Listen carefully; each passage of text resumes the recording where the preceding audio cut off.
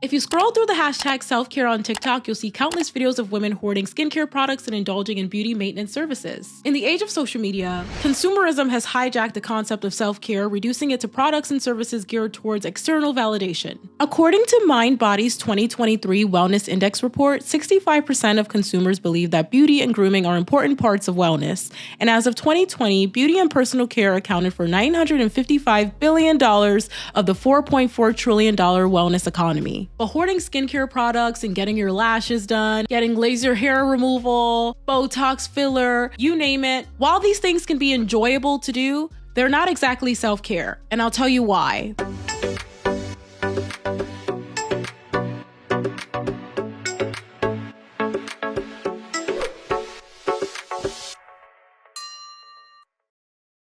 A couple of years ago, I made a video about toxic self-love and toxic self-care culture and how the wellness industry and capitalism and consumerism are all interconnected with that. And today I want to revisit the topic with some additional perspectives.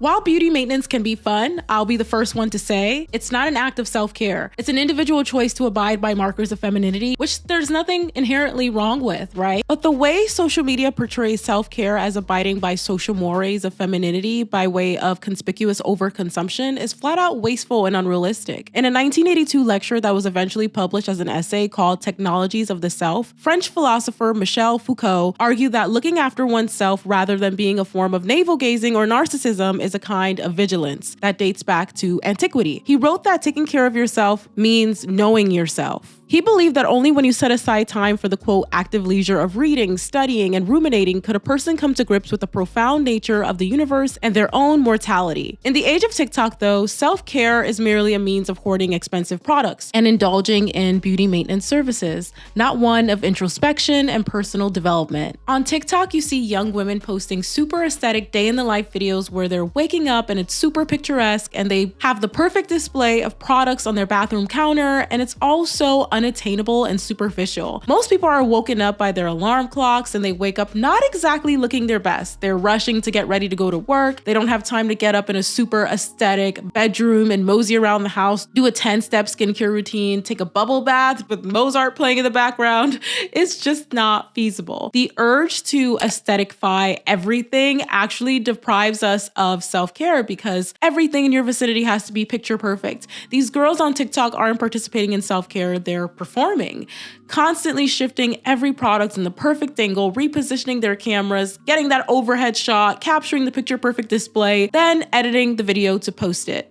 Often, these so-called self-care posts are just an opportunity to advertise sponsored products, appealing to watch, no doubt, but completely the opposite of the sentiment of rest and tranquility that it portrays itself to be.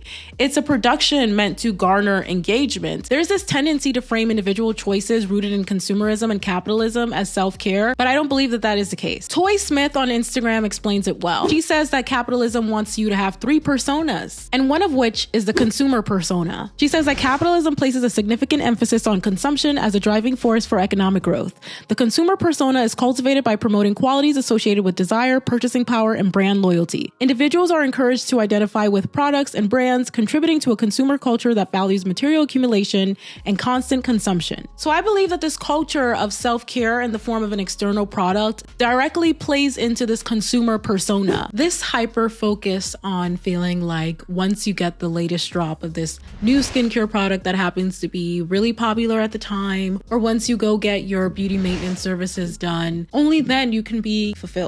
Even if your external appearance changes, you're still the same person internally. Engaging in so-called retail therapy might make you feel good in the moment, but how does that address the long-term feelings of burnout, of anxiety, of depression, of inadequacy that you have? And furthermore, there is an allure to this commitment to maintain, as I discussed in my Beige Moms video, the idea that you would sit through a 10-step skincare routine, the idea that you would sit through a painful wax session. Young girls are taught that in order to take care of yourself, you have to participate in these really superficial tasks to upkeep your beauty, unless you're lazy, you're unkempt. If you don't shave and you have body hair, you're disgusting. If you have stretch marks, cellulite, you're not attractive. So you have to go out and buy products like stretch mark reducing creams, and you have to sit through a painstaking wax session, laser hair hair removal session in order to be perceived as being a so-called well put together ladylike woman. We attach things like having body hair to a signifier of cleanliness or uncleanliness, and it's rooted in this infantilization of women. It's shaming women for something that's a natural part of womanhood.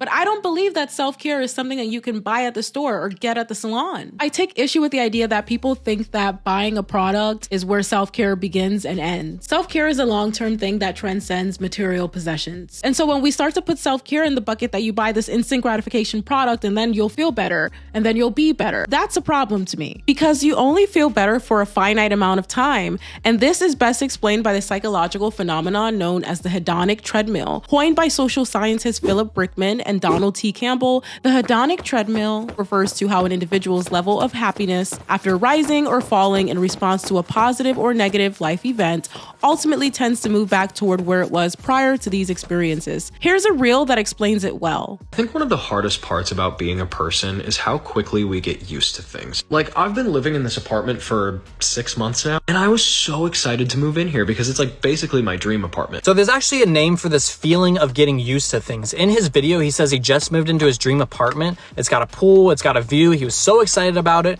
but after just a few months, it feels like his normal apartment, like there's nothing special about it. And what's funny is that this feeling is so common with materialistic things like a brand new apartment, a brand new car, a brand new phone. This feeling is known as the hedonic treadmill. Basically, the new things that you buy, they give you an initial high, but over time, it just becomes normalized. So you go and buy another new thing to keep up that initial high, and the cycle keeps repeating. That's why it's called the hedonic treadmill. And I believe this is the exact reason why the wealthiest people in the world, they aren't actually happier than you, because they've experienced all these brand new things and everything's just become normalized to them. And as sociologist Christine Carter says, indulgence is the extreme end of pleasure. Those things activate the reward system, which can be very gratifying, but in the end, it tends to create more stress because that dopamine hit you got because of the new shoes that you bought yourself ultimately creates a craving and desire. It's never enough. Pleasure and luxury can feel good in the moment, but it leaves you wanting more. Since we were young, we were all told that our looks are the ultimate value that we can offer up as women. It's why you're constantly seeing women as the faces of these TikTok micro trends, such as the clean beauty aesthetic that went viral on TikTok last year. The clean beauty aesthetic plays directly into this idea of the commitment to maintain. You're supposed to be looking effortless, all the while putting in so much effort into your skincare routine to get the perfect glossy, glowy skin, all in the name of self-care. Men can just go through the world being completely oblivious of what the latest trends are, and yet women, we always have to have our finger on the pulse of every viral trend. It really speaks to a deeper disparity in gender performance for men and women. Women are so susceptible to these micro trends because we're told that our whole identity hinges upon materialism. This is what we're conditioned to believe since we're kids. Sociologist Colin Campbell found in 1997 in his research on consumption and gender that there are considerable differences between the attitudes and behaviors of men and women towards shopping. He found that women were much more likely to express positive attitudes towards shopping than men, and correspondingly, he found that men were far more likely to express negative attitudes towards shopping than women. He found that as little children, by observing their mothers and social environments, girls acquire their gender identity, in which shopping is basically part and parcel of the activities which help define the female role. And popular media that's targeted towards women also continues to emphasize this obsession with materialism. 90s and 2000s teen movies and TV shows often depicted teenage girls spending their days sauntering around the mall with heaps of shopping bags. Who could forget the famous line from Mean Girls? Get in, loser, we're going shopping. We grow up taking in these messages, and it helps to inform our identities. And again, these activities are fun, but framing the overconsumption of these goods as a form of self-care is a problem. It's exhausting and it robs us of our joy because, in the words of my good sis, Stacey Orico, oh my God, I'm such a millennial. There's gotta be more to life than chasing after this temporary high. Comment down below if you remember Stacey Orico, because I haven't stopped listening to her since like 2005. Where my Stacey Orico stands at, I would love to know. We all grew up also watching these movies and TV shows where getting a makeover, participating in this beauty maintenance was also always met with reward. Think Princess Diaries, Miss Congeniality, She's All That, Greece. All of this media taught us that once we participated in beauty maintenance, then we would be seen as womanly, worthy of male attention, male validation. This idea that beauty is pain, that you have to put yourself through pain to be beautiful. This young lady on TikTok spoke so eloquently about how beauty robs us of our joy because we're always focused on our future self. Through beauty, we are alienated from our present self because we are told that there's a future ideal sense of ourselves that is a better and more perfect version of us, and it is our daily work to become that self. Your ideal self works out a certain amount of times a week. Your ideal self has a beauty regimen, a skincare regimen. You can't wait to become your ideal self. Simultaneously, as you grow older and older, you are told that you do not look yourself, that your ideal self was younger. And so there's this dual effect of time working in both directions to create this friction where the present self is always denied. You are never allowed to be your present self. There's never a moment in time where you can actually occupy your now self. If your self-care hinges upon buying beauty products that you're never going to be able to use, that are inevitably going to expire, that you're just going to hoard, that are going to end up in a landfill, you need to rethink your idea of self-care. And if we really want to talk about these products, a lot of these products that we are branding as self-care, a lot of these lotions and serums, bath bombs are filled with harmful chemicals that the FDA allows, that in other countries, the European Union, they're not doing all that. When I speak on this, I speak not to shame anyone. I speak to educate people because I've been there. When I was younger, when I was in my early 20s to be specific, I participated in this. I was a painstaking consumer persona girly, okay? I would spend hours doing my skincare routine, makeup routine. I was totally a shopping is my happy place girly. I would be late for classes because I was out shopping. Or I would just flat out ditch my classes because I was out shopping. So I say it from lived experience. I say it not to finger wag. I say it from lived experience of coming out on the other side of it and realizing that all of these products did nothing to make me care for myself and everything to make me feel like I always had to be on the hamster wheel chasing after the next temporary high and the next temporary high and the next temporary high. And my only hope is that I can educate someone else who's currently participating in it. When I approached my mid-20s and then in my late 20s, I just kept educating myself on this is not the life that I want to live. Getting older is being comfortable with being ugly in public. And when I say ugly, okay, I don't mean like literally ugly, not always having to be super put together, not trying to be super fashionable all the time, not trying to be super in the know all the time. I don't want to blame individuals and stop there because of course the individual needs to have accountability and does need to reflect on their participation in this.